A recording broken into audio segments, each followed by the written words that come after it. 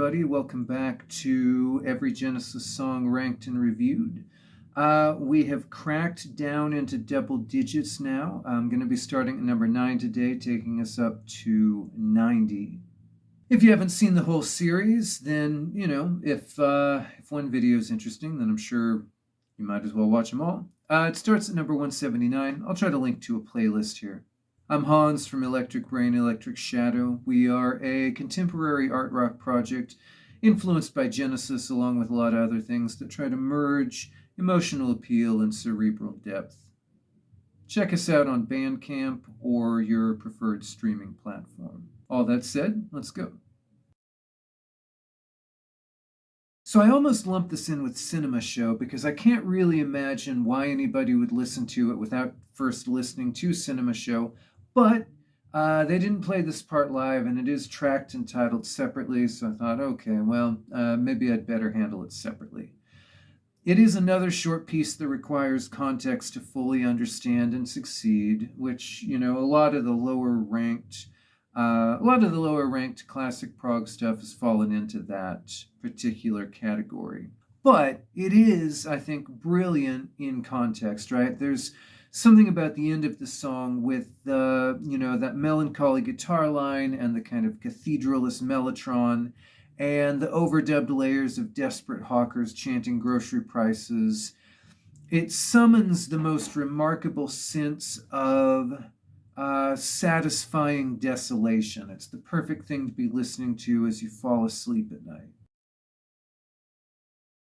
The song has a really nice chord progression. It has a simple but really effective arrangement. It has one of Phil's most passionate and plaintive early vocals. It's a lovely album cut that was probably always doomed as a single, particularly because of the kind of elliptical quality of the lyric. It's obvious now in retrospect that you set me on a firmly laid and simple course and then remove the road is probably not going to do as well with people as In Your Arms I Feel So Safe and So Secure. And also because the chorus melody is more nice than it is maybe grippingly catchy.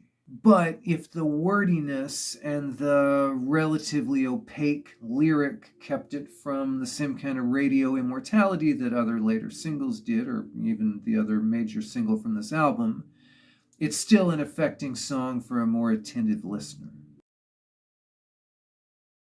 This, of course, is the best known of the B-sides. I don't even know if you would call it a B-side, but the non-album tracks. It's hard to imagine where you could have fit it into the flow of Abacab, but clearly it does deserve to have some life on its own as well.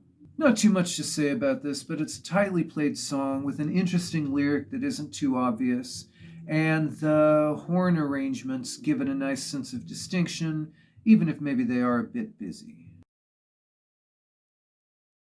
The best Genesis songs, I think, retain some storytelling quality even as they condense themselves into a tighter space.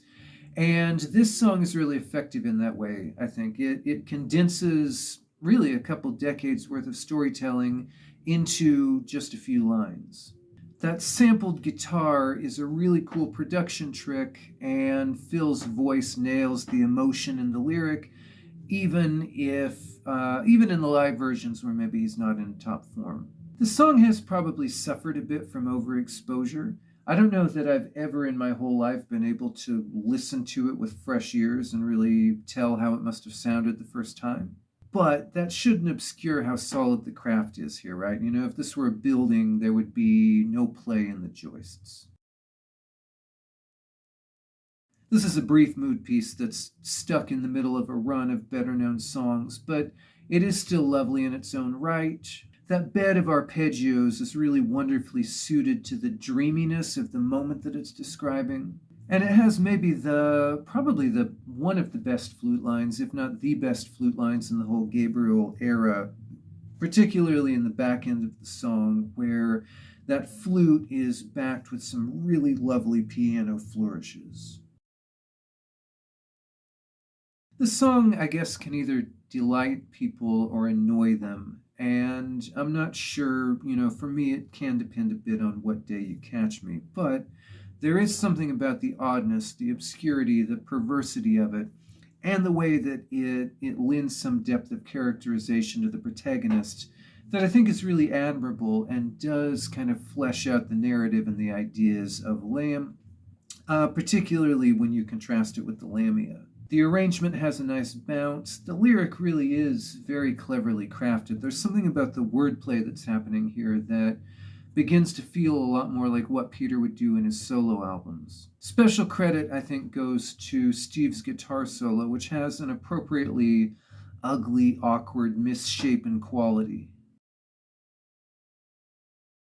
So this is one of the last of the Banksian epics with an eerie intro and kind of a mournful, stately quality and a nicely detailed lyric, which I think is probably about lost love, but could plausibly also be about suicide.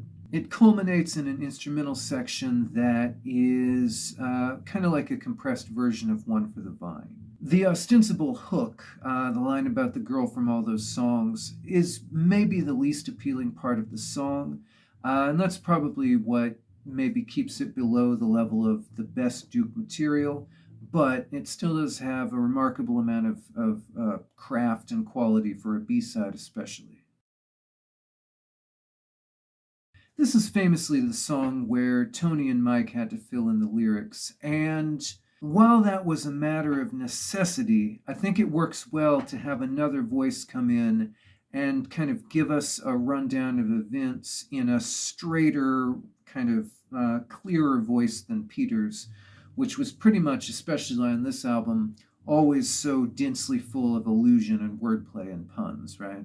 Even when it might serve the concept to be a bit more straightforward, as the writing here is. The sonics and the melody do a great job of capturing the kind of ambivalence and desolation of the scene. And the build-up through the chorus is a great example of just the continually skillful dynamics and playing that are packed really into every nook and cranny of this album.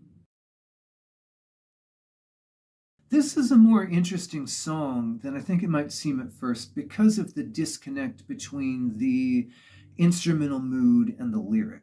You have this very sedate, quiet, minor key song built around piano and acoustic guitar. And then a lyric about fast-paced action, right? A lyric where, the word rapids is even in the title of this very quiet, sedate song. The last quarter of Lamb gets flack sometimes as an anticlimax, but what they've done here is the exact opposite of the expected climactic moment, and I do think that that's smart and artful. There's an interview here in, I think it was in Modern Drummer magazine, where Phil cites this song in particular as an example of the kind of lyric that led him to quit Genesis, which probably shouldn't be taken too seriously because of, the delay between this song and that decision. But there are admittedly some lines here which kind of seem better on paper than on record, right? The snowflake drifting in the breath of the breeze, it's a lovely image, but, when you try to sing it, it is awfully crammed, full of consonants. But that lyric, I think, is a really interesting halfway point where it's discussing grounded real-world concerns, but it's doing so in the language of fantasy. Musically, this is a condensed Tony Banks epic, an attempt to do something somewhat like a shorter version of One for the Vine. And it has quite a lot to recommend it, right? The chorus is very memorable. It's one of the better hooks on the album. The arrangement has some great dynamic rises and falls, including what might be actually the most intense crescendo on the whole album. I can't help thinking that Banks's earlier epics are a little bit richer, that some later pieces like Me and Sarah Jane maybe, effectively condense even more into a tight space. But that being said, taken on its own merits, this is, despite all the little nitpicks that I've made, a really, really impressive song. All right, well, thank you much for your time and attention, and I'll see everybody soon for the next installment.